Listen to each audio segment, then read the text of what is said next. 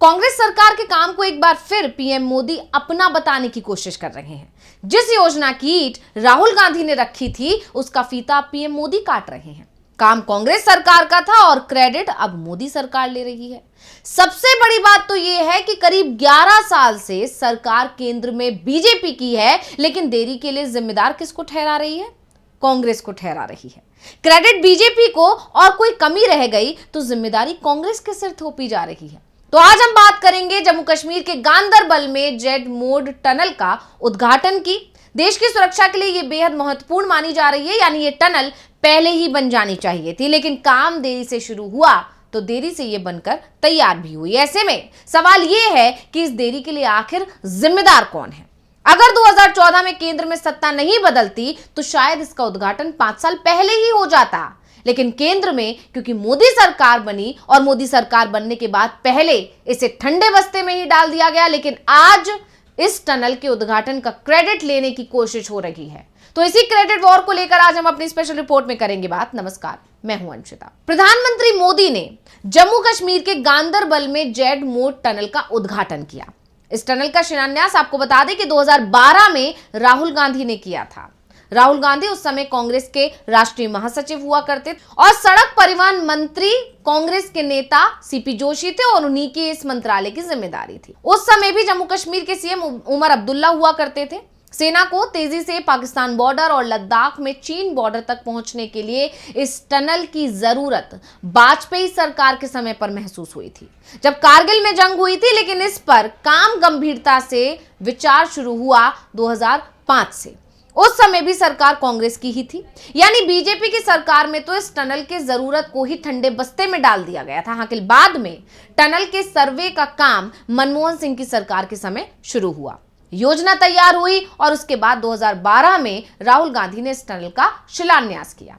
लेकिन 2014 में नरेंद्र मोदी की जब सरकार बनी देश में, तो उसके बाद इस टनल का काम ठंडे बस्ते में डाल दिया गया, क्योंकि इसको शुरू कांग्रेस सरकार ने किया था।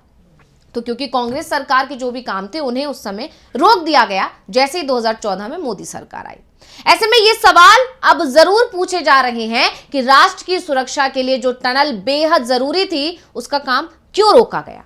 2012 में जिस टनल का उद्घाटन राहुल गांधी ने किया था, उसका काम शुरू हुआ जाकर 2018 में, यानी पूरे 6 साल बाद।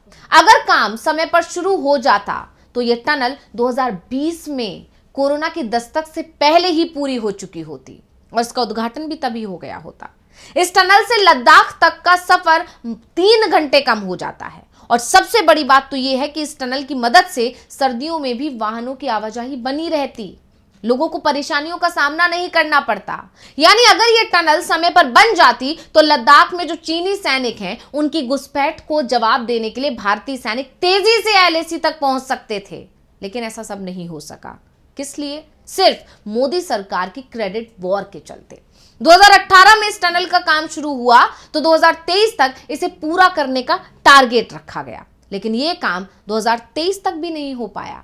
अब इसका उद्घाटन पीएम मोदी ने किया है। जाहिर सी बात है, वो इस काम को अपनी सरकार की उपलब्धियों से जोड़ेंगे और उन्होंने ऐसा किया भी। लेकिन सवाल है कि आखिर इस टनल के निर्माण में हुई देरी का जिम्मेदार कौन है? साफ है, इसकी जिम्मेदारी तय होनी भी जरूरी है, क्योंकि बात देश की सुरक्षा की थी, आम जनता की सुरक्षा की थी, लेकिन जिम्मेदारी की जगह बात क्रेडिट लेने की यहां पर हो रही है और बीजेपी इसका क्रेडिट लेने में अभी से जुट भी गई है। आप पहले पीएम मोदी को सुनिए क्या कुछ बोले हैं वो। साथियों, केंद्र में हमारी सरकार बनने के बाद ही 2015 में सोनमर्ग टनल के वास्तविक निर्माण का काम शुरू हुआ और मुख्यमंत्री जी ने बहुत ही अच्छे शब्दों में उस कालखंड का वर्णन भी किया। मुझे खुशी है कि इस टनल का काम हमारी ही सरकार में पूरा भी हुआ है। तो पीएम मोदी अभी भी यही कह रहे हैं कि केंद्र सरकार ने यह काम किया, हमारी सरकार जब आई 2014 में, उसके बाद हम ऐसे काम एक के बाद एक कर रहे हैं, यानी पूरा का पूरा क्रेडिट मोदी सरकार ने ले लिया और राहुल गांधी या कांग्रेस का या मनमोहन सरकार का जुबान पर वो जिक्र तक नहीं लेकर आए। खैर, अब ये बात तो हो गई इस टनल को लेकर क्रेडिट लेने की, लेकिन अब इस टनल के बारे में भी आपसे बात कर लेते हैं। तो आपको बता दें कि ये टनल 434 किलोमीटर लंबे श्रीनगर कारगिल लेह हाईवे प्रोजेक्ट का एक हिस्सा है। इस प्रोजेक्ट के तहत 31 टनल बनाई जा रही हैं, जिसमें से 20 जम्मू कश्मीर में बनेंगी और 11 लद्दाख में। इसकी वजह से ये हाईवे 6 महीने बंद रहता है। टनल बनने से लोगों को ऑल वेदर कनेक्टिविटी मिलेगी। श्रीनगर लेह हाईवे पर गगनगीर से सोनमर्ग के बीच पहले 1 घंटे से ज्यादा का समय लगता था, लेकिन इस टनल के बनने के बाद अब ये दूरी महज 15 मिनट में पूरी हो सकेगी। इसके अलावा गाड़ियों की स्पीड भी यहां पर 30 किलोमीटर प्रति घंटा से बढ़कर अब 70 किलोमीटर प्रति घंटा हो जाएगी। दुर्गम पहाड़ी वाले इस इलाके को क्रॉस करने में पहले 3 से 4 घंटे का समय लगता था, लेकिन अब ये दूरी मात्र 25 मिनट में पूरी हो जाएगी।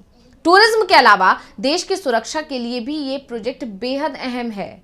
इससे लद्दाख तक सेना की पहुंच आसान होगी, यानी बर्फबारी के समय जो सामान सेना को एयरफोर्स के विमान में लेकर जाना पड़ता था, अब वो सड़क मार्ग से ही कम खर्च में पहुंच सकेगा, यानी यहां पर खर्चा भी कम होगा सरकार का। जैसा कि हम पहले ही बता चुके हैं कि टनल प्रोजेक्ट की शुरुआत 2012 में हुई। बॉर्डर रोड ऑर्गेनाइजेशन को इस टनल प्रोजेक्ट का काम दिया गया था, लेकिन बाद में प्राइवेट कंपनी को इसका काम सौंप दिया गया। प्रोजेक्ट का काम पूरा होने में 12 साल का समय लग गया। 12 साल एक लंबा समय होता है। जम्मू कश्मीर विधानसभा चुनाव से कुछ समय पहले यह टनल बनकर तैयार हुई, लेकिन जम्मू कश्मीर विधानसभा चुनाव के दौरान आचार संहिता लगी हुई थी और इसका उद्घाटन कुछ और दिन टाल दिया गया। 2700 करोड़ रुपए के इस प्रोजेक्ट में 36 करोड़ रुपए भूमि अधिग्रहण और कंस्ट्रक्शन शुरू करने के पहले इंफ्रास्ट्रक्चर प्लानिंग में लगे।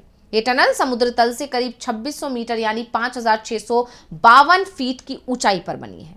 ये मौजूदा जेड शेप सड़क से करीब 400 मीटर नीचे बनी है। टनल शेप जेड आकार में है, इसलिए इसका नाम जेड मोड टनल रखा गया है। ये tunnel new Austrian tunnel method से बनी है।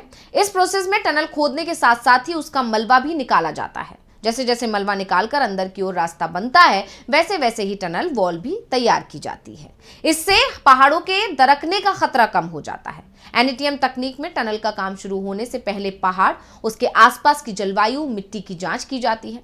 अनुमान लगाया जाता है कि टनल प्रोसेस में एक समय में कितनी मशीनरी और कितने लोग अंदर काम कर सकेंगे, जिससे पहाड़ के बेस को नुकसान ना पहुंचे और हादसे की स्थिति पैदा ना हो। जेड मोड टनल के आगे बन रही जोंजिला टनल का काम 2028 में पूरा होगा। इसके तैयार होने के बाद ही बालटाल, अमरनाथ गुफा, कारगिल और लद्दाख को ऑल वेदर कनेक्टिविटी मिलेगी। दोनों टनल के शुरू होने के बाद इसकी कुल लंबाई 12 किलोमीटर हो जाएगी।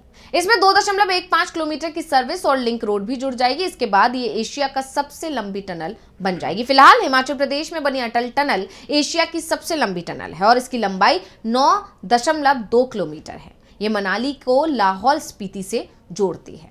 यानी इतनी महत्वपूर्ण टनल का काम 2012 में जब शुरू किया गया, तो इसे 2014 में जब मोदी सरकार सत्ता में आई तो उसे पूरी तरह रोक दिया गया, या कहें कि इस प्रोजेक्ट को ठंडे बस्ते में डाल दिया गया, क्योंकि अगर ये प्रोजेक्ट उस समय रेगुलर तौर पर चलता रहता तो लोगों को ये बात ध्यान रहती कि इसका शुरुआत जो की थी इस टनल की, वो कांग्रेस की सरकार में हुई थी। लेकिन इस प्रोजेक्ट को पूरी तरह से दबा दिया गया, शांत कर दिया गया, और अब इसके बाद जब इस पूरे प्रोजेक्ट को करीब 12 साल से ज्यादा का समय हो चुका है, तब जाकर इसको पूरा किया गया। और पूरा करने के बाद अब जब इसका उद्घाटन करने पीएम मोदी पहुंचे तो उन्होंने साफ साफ शब्दों में कहा कि 2014 के बाद इस पर काम शुरू हुआ है, और कहीं भी अपने उन्होंने पूरे भाषण में कांग्रेस को इसका क्रेडिट लेने नहीं दिया। और इसी को लेकर जानकार कह रहे हैं कि इसीलिए इस प्रोजेक्ट को रोक दिया गया था, जिससे अगर ये प्रोजेक्ट उसी वक्त पूरा हो गया होता तो इसका क्रेडिट कांग्रेस को इनको देना पड़ता। लेकिन अब क्योंकि ये मामला पुराना हो चुका है, कई लोगों की यादें भी धुंधली हो चुकी हैं, और इसीलिए अब ये खुद के लिए क्रेडिट लेने की कोशिश कर रहे हैं। और ऐसा आरोप पहले भी लगता रहा है कांग्रेस की तरफ से बीजेपी पर कि ये कांग्रेस के किए हुए कामों का क्रेडिट लेती है। यही नहीं, यूपी की अगर बात करें तो समाजवादी पार्टी भी योगी सरकार पर यही आरोप लगाती है कि समाजवादी पार्टी के कार्यकाल में जो काम शुरू किए गए उनका क्रेडिट योगी सरकार लेती है। खैर, फिलहाल ये टनल अब शुरू हो चुकी है और इससे सैनिकों को, देश की सुरक्षा को बहुत ज्यादा फायदा होगा। इसके साथ मुझे दीजिए इजाजत और देखते रहिए डीवी लाइव। नमस्कार।